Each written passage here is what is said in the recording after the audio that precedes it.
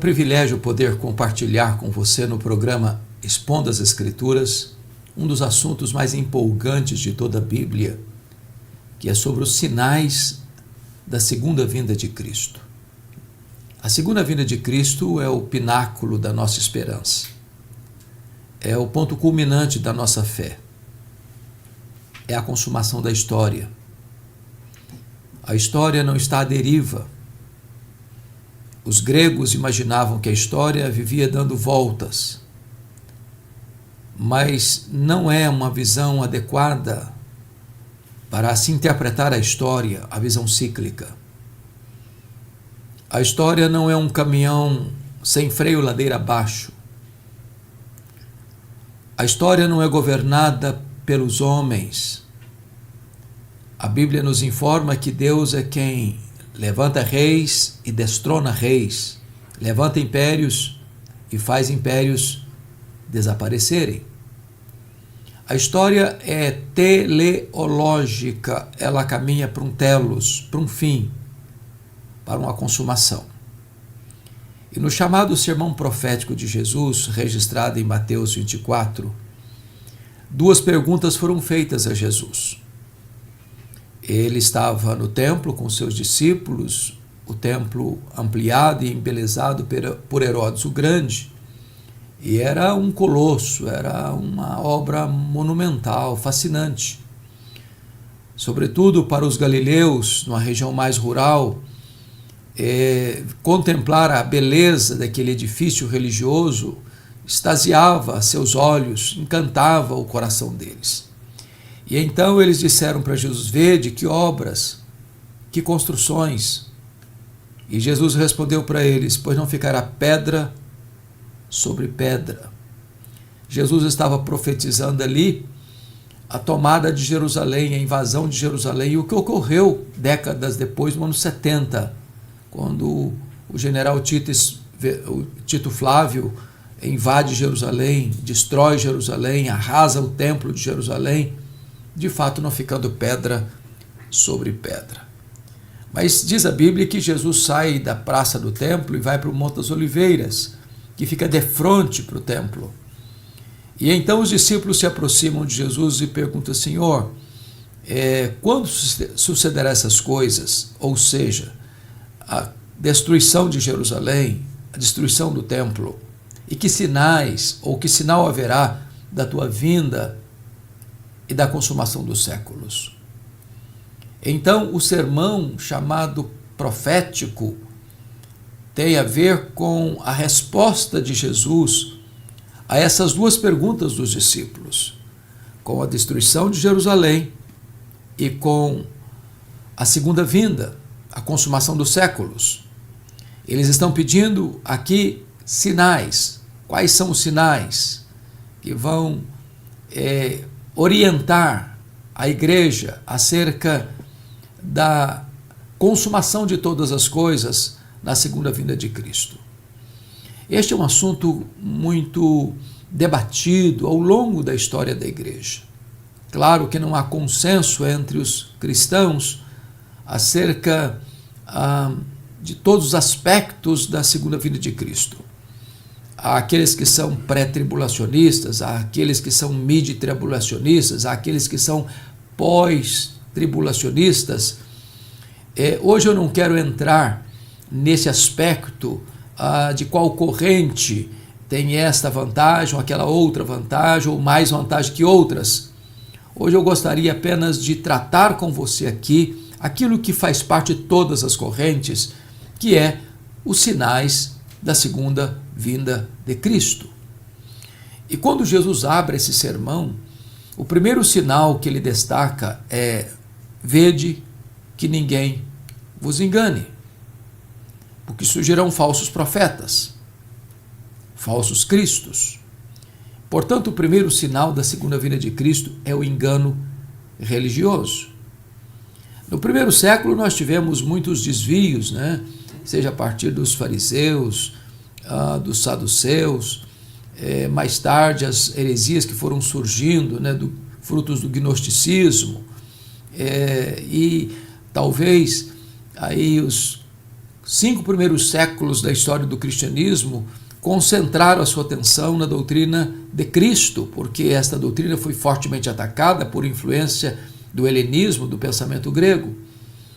Mas hoje nós temos um pano de fundo religioso tão complexo, porque surgem 5 novas religiões todos os dias, cada uma dizendo que é verdadeira, cada um defendendo a sua tese, cada um levantando a sua bandeira.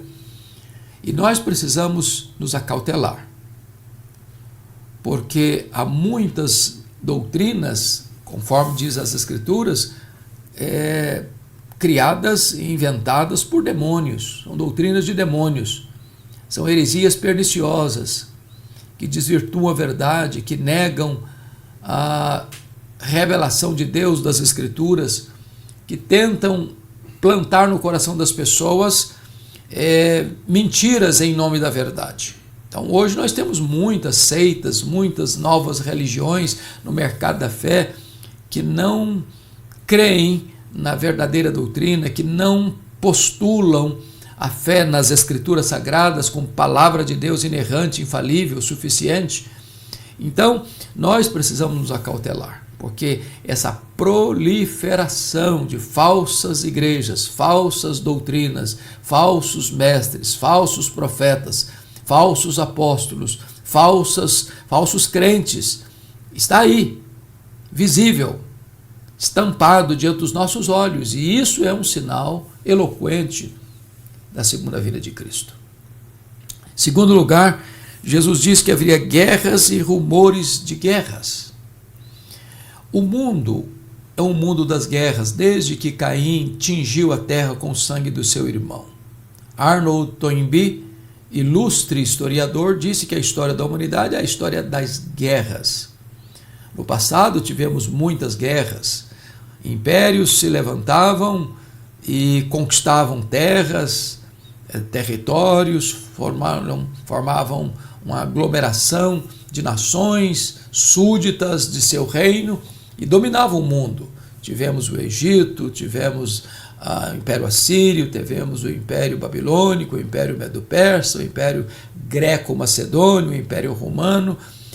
De lá para cá, nós tivemos tantas nações poderosas, né?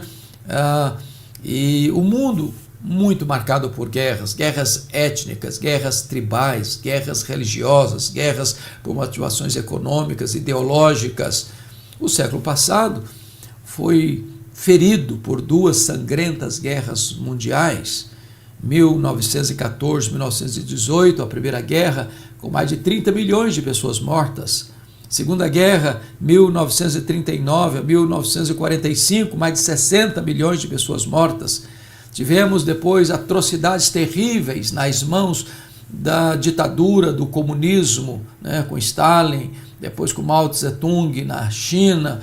E hoje temos tantas outras guerras, né? A invasão da Rússia hoje é a Ucrânia, o ataque terrorista do Hamas a Israel. O mundo está hoje pisando sobre ovos, está hoje vivendo esse clima tenso de ameaças até de armas nucleares.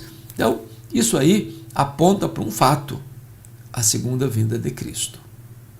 Mas Jesus, além disso, alerta que, como sinal da sua vinda, haverá fomes e terremotos em vários lugares. De certa forma, a fome é filha da guerra. Onde tem guerra, tem miséria, tem pobreza, tem escassez, não só de liberdade, mas também de pão sobre a mesa. Pessoas que precisam sair de casa, deixando tudo para trás, buscar um abrigo num outro país, numa outra nação. E a crise migratória no mundo ela é avassaladora, né, em virtude das guerras. E as fomes vêm em consequência disso, vêm em consequência dos regimes totalitários, porque onde os regimes totalitários do comunismo, por exemplo, foram implantados, a população gemeu e amargou grande pobreza, grande pobreza. E a fome é fruto disso. Então não se encante com as ideologias marxistas, comunistas, totalitárias, porque onde elas foram implantadas, elas geraram pobreza generalizada e uma liderança que vive no fausto, no luxo, mas o povo amarga a terrível pobreza e terrível escassez.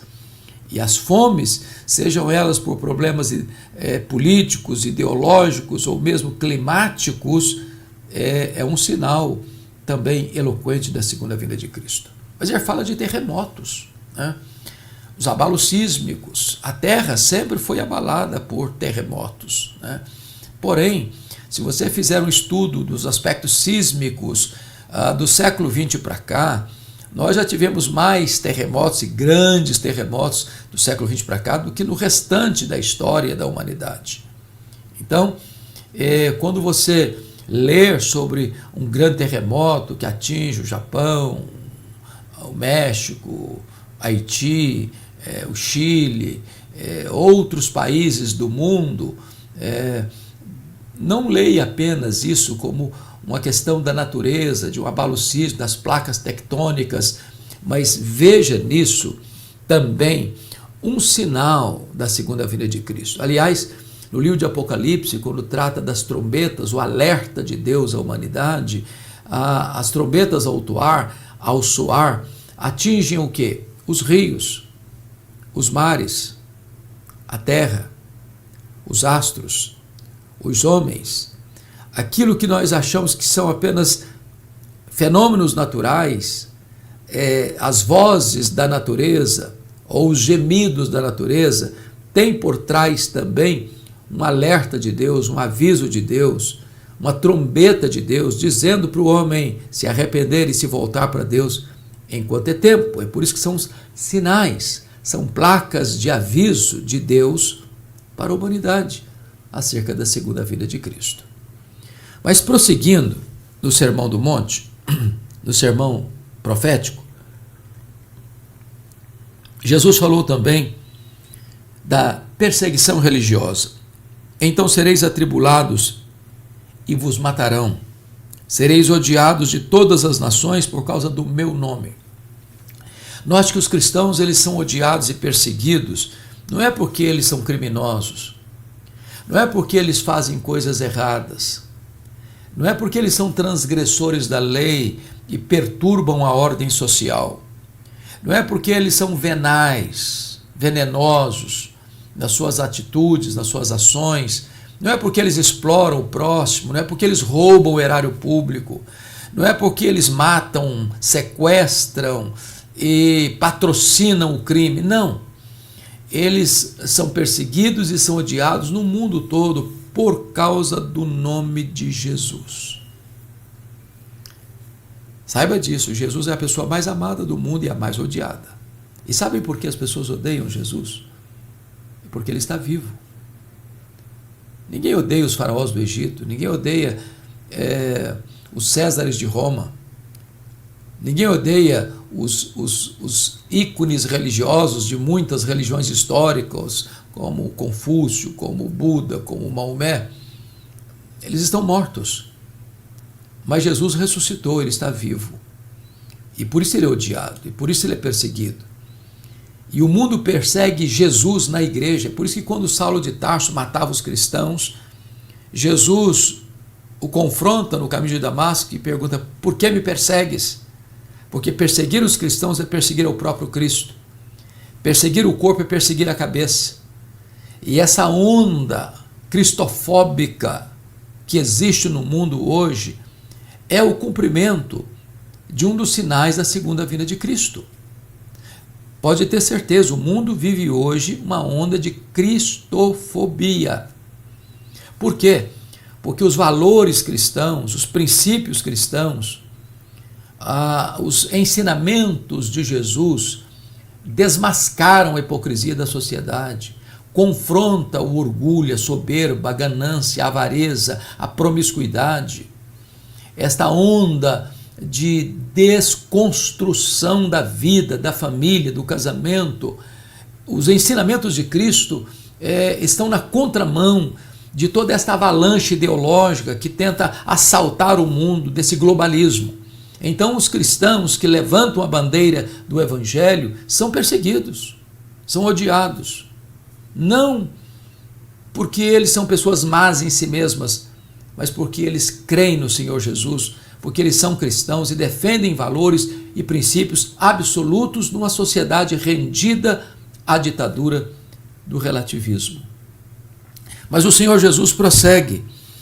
No versículo 12 ele diz: e por se multiplicar a iniquidade, o amor se esfriará de quase todos. Aqui tem duas coisas muito importantes, uma causa, outra consequência. A causa é que a iniquidade se multiplica. Nós estamos vivendo, de certa forma, uma espécie de retorno a Sodoma e Gomorra. A Billy Graham, certa feita, chegou a dizer que se Deus não punisse a América, teria que pedir desculpas no dia do juízo a Sodoma e Gomorra. Nós vivemos uma sociedade de multiplicação da iniquidade. Não apenas de tolerância ao erro. Não se trata disso. Se trata de inversão de valores. O certo está virando errado, o errado está virando certo. As pautas são todas pelo avesso. Quando você fala em direitos humanos, hoje, via de regra, você está falando dos direitos humanos dos marginais, dos que transgridem a lei, dos que causam transtorno à sociedade. Mas não se fala do direito humano do trabalhador que levanta de madrugada, que pega um metrô, que pega um trem, que pega um ônibus, que caminha 2 horas para chegar no trabalho, para trabalhar até o final do dia, para voltar para casa à noite, para retornar de madrugada. Esse não é valorizado, esse não é lembrado. Mas é triste quando você vê, por exemplo, que um prisioneiro tem um salário maior do que um trabalhador que ganha salário mínimo. Aqueles que são um transtorno para a sociedade, em virtude da multiplicação da iniquidade, são mais valorizados. Então, a iniquidade vai não só crescendo, ela vai se multiplicando, a ponto do homem chamar luz de trevas e trevas de luz. O que é certo? Não, isso é vergonhoso. O errado? Não, vamos aplaudir, esse que é certo.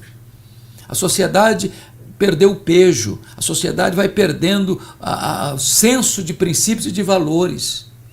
A grande mídia despeja todo dia, seja através das séries de Netflix, dos filmes, das novelas, dos programas humorísticos, uma avalanche, uma enxurrada de coisas que estão tudo na contramão dos verdadeiros pilares que deveriam sustentar a sociedade.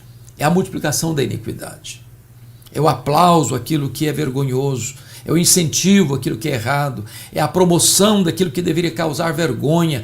E Rui Barbosa, o grande tribuno brasileiro, chegou a profetizar que haveria um dia em que o homem teria vergonha de ser honesto. Parece que esse dia chegou em todos os segmentos, em todos os setores da sociedade. E isso tudo Jesus já estava alertando há 2000 anos no seu chamado sermão profético, que seria sinal da sua segunda vinda. Mas, como consequência dessa multiplicação da iniquidade, o resultado disso, Jesus disse, é o amor se esfriando de quase todos. Então a sociedade com o coração calejado, com a consciência cauterizada, é o homem sendo lobo do próprio homem, é você vivendo numa multidão e as pessoas vivendo solitárias, cada um para si, onde você olha o mundo empresarial, via de regra, lobo comendo lobo, uma guerra de foice no escuro, é uma luta draconiana, onde o que se quer é levar vantagem, ainda que sob as expensas do próximo. Você quer construir o seu castelo sobre os escombros do outro. E essa sociedade que massacra, que explora, que perdeu a sensibilidade do amor, da fraternidade, da ajuda mútua, do amor mútuo, parece que ficou tão distante de nós. E esse esfriamento do amor de quase todos, é um sinal da segunda vinda de Cristo. O que é maravilhoso é que não é de todos. Nós, louvado seja Deus, temos ainda pessoas que amam de verdade, que amam sinceramente, que amam fraternalmente, que amam sacrificialmente.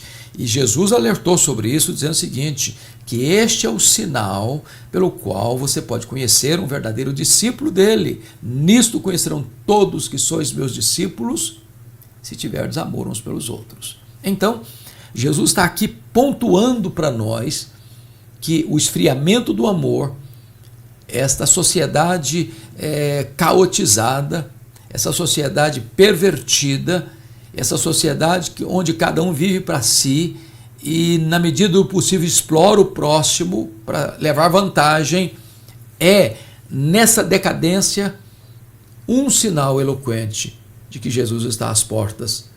Breve ele voltará.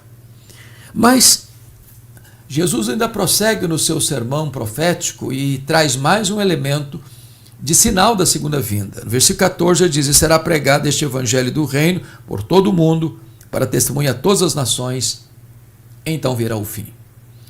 A pregação do evangelho é um compromisso da igreja. O Senhor comissionou a igreja a ir por todo o mundo e pregar o evangelho a toda criatura e a fazer discípulos de todas as nações. A igreja primitiva cumpriu essa agenda em poucas décadas, saindo de Jerusalém, chegando a Roma, a capital do império. Ao longo dos séculos, a obra missionária tem sido realizada, ora com mais fervor, ora com menos entusiasmo. Mas eu queria hoje pontuar com você algo extraordinário, que é o advento daquilo que nós chamamos de internet, ou das mídias sociais. Até algumas décadas, o pregador ele só podia se endereçar a um grupo específico, num lugar específico. Depois, com as mídias maiores do rádio, as ondas do rádio, depois a televisão, você poderia ter um programa com abrangência bem maior, até mesmo em rede nacional, com valores altíssimos. Mas louvado seja Deus, com a chegada da internet, você hoje pode alcançar o mundo todo de dentro do seu escritório, de dentro de um templo cristão, para levar esta mensagem aos rincões da terra. Hoje nós alcançamos, por exemplo, na Igreja Presbiteriana de Pinheiros, onde eu tenho o privilégio de ser um pastor colaborador, mais de 100 nações. Hoje, só no meu canal do YouTube, 117 mil pessoas assistem um sermão por dia. Isso é fascinante, porque isso era inimaginável algum tempo atrás. Não tem fronteiras geográficas, não tem barreiras linguísticas, não tem fronteiras ideológicas. A palavra de Deus vai chegando, vai chegando e vai entrando e vai penetrando e vai alcançando os rincões da terra. E eu não tenho dúvidas de que essas ferramentas tão importantes das mídias sociais vieram nos ajudar a cumprir a grande comissão e mais, vieram nos ajudar a cumprir este sinal que Jesus estabelece, que este evangelho do reino seria pregado em todo o mundo para testemunhar todas as nações, então veria o fim.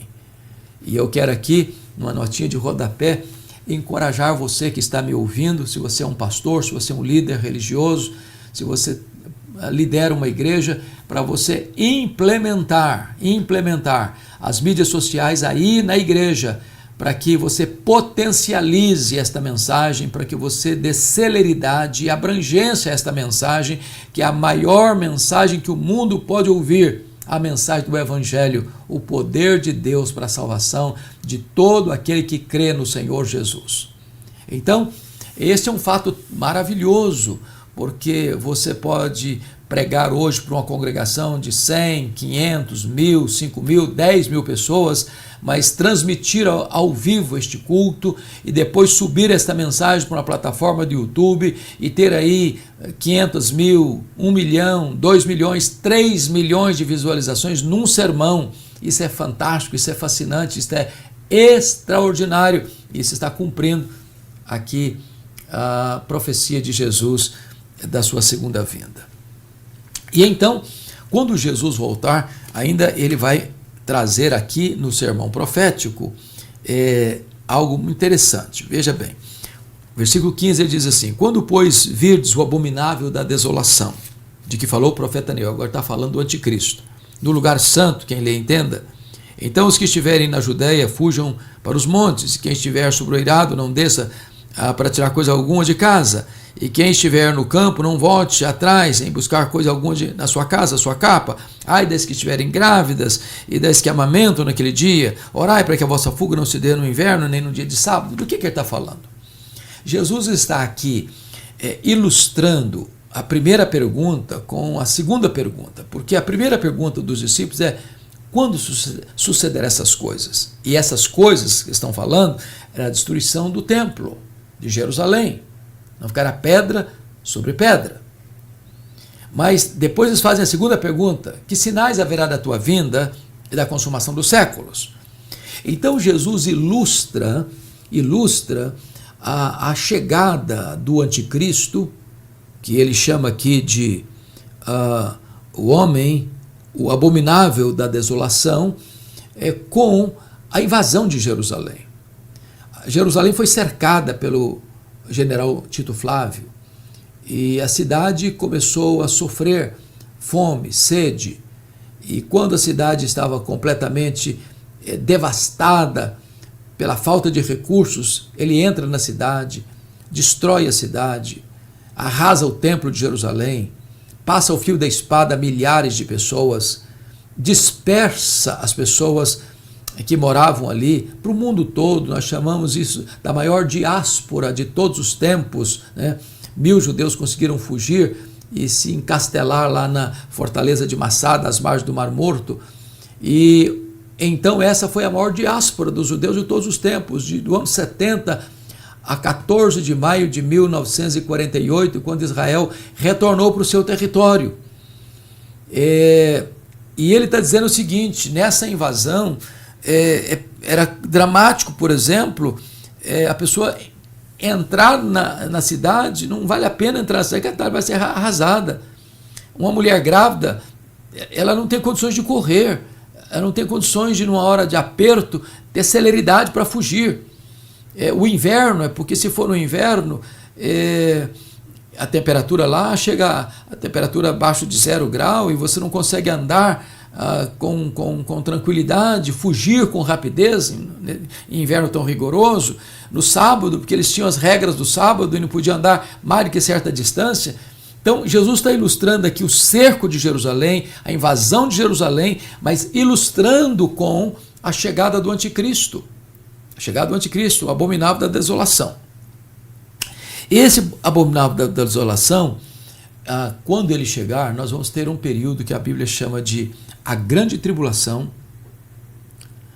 o pouco tempo de Satanás, a manifestação do homem da iniquidade e a apostasia. Vai ser um tempo de grande tribulação, e Jesus diz assim: porque nesse tempo haverá grande tribulação, como desde o princípio do mundo até agora não tem havido, nem haverá jamais, nem haverá jamais.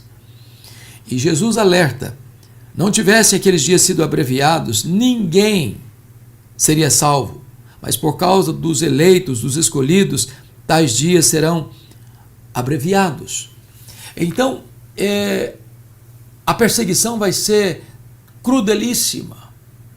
A grande tribulação será avassaladora. Apocalipse 14, capítulo 13 chega a dizer que todas as nações da terra vão adorar o anticristo. A pergunta que vai surgir é: quem pelejará contra o anticristo, contra a besta?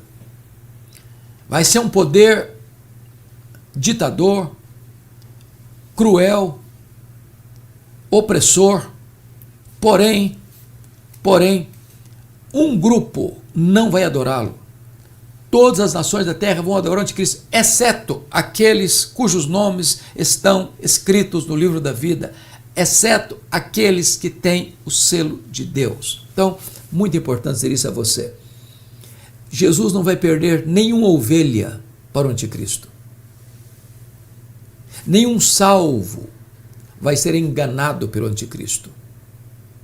Agora, aqueles que são apenas crentes nominais, aqueles que apenas têm o nome num hall de membro da igreja, aqueles que apenas se declaram, mas não são de fato, esses vão se curvar, esses vão se dobrar, esses vão adorar esta figura patética, abominável, a abominação completa, o homem iníquo, o homem da iniquidade, o anticristo. Mas os cristãos que nasceram de novo, que foram selados com o Espírito Santo, que têm os seus nomes escritos no livro da vida, esses não vão adorar. A Bíblia diz que o anticristo vai matar os santos. Mas Apocalipse 12, versículo 11, diz que os santos vão vencer o diabo e os seus agentes pela palavra do testemunho e pelo sangue do Cordeiro. E o que significa isso? A palavra do testemunho, a palavra testemunho no grego é martiria, o mártir. É quando um cristão vai ser colocado na parede e perguntado assim: ou você nega Jesus ou eu te mato. E o cristão diz: eu prefiro morrer pela minha fé do que negar o meu Senhor. E morrendo, ele vence. Porque o interesse do anticristo e do diabo é tornar a pessoa apóstata, negar a sua fé, negar a Jesus. Mas o cristão prefere a morte à apostasia. E preferindo a morte à apostasia, ele vence o diabo, ele vence o anticristo. Ele é mais do que vencedor, porque nem a morte, nem a vida poderá nos separar do amor de Deus que está em Cristo Jesus, nosso Senhor. Mas eu quero concluir, porque o texto diz que logo em seguida à tribulação daqueles dias, o sol escurecerá, a lua não dará mais a sua claridade, as estrelas cairão do firmamento, e os poderes do céu serão abalados. Então aparecerá no céu o sinal do Filho do Homem. Todos os povos da terra se lamentarão e verão o Filho do Homem vindo sobre as nuvens do céu com poder e muita glória. E ele enviará os seus anjos com grande clamor de trombetas, os quais reunirão seus escolhidos dos 4 ventos, de uma a outra extremidade dos céus. E nós então estaremos com o Senhor para sempre e sempre e sempre. Então, aqui eu quero fazer uma aplicação e uma pergunta. Jesus voltará. Ele voltará. Pessoalmente. Visivelmente. Audivelmente. Repentinamente. Inesperadamente. Inescapavelmente. Vitoriosamente. Gloriosamente. A pergunta é: você está preparado para encontrar-se com o Senhor seu Deus? Se a trombeta soar, você está pronto? Naquele dia não vai ter tempo mais para se preparar. Aquele que for pego de surpresa poderá perecer eternamente. Quando chegar o Senhor, quando a voz do noivo for ouvida, a porta será fechada e não haverá mais tempo para se preparar. Portanto, se hoje você está ouvindo a voz de Deus, não endureça o seu coração. Entregue-se a Cristo, renda-se a Ele, confesse-o como Senhor e Salvador da sua vida e aguarde este dia com muita expectativa, como que na ponta dos pés, dizendo: Maranata, ora vem, Senhor Jesus. Deus abençoe você, Deus abençoe o seu coração.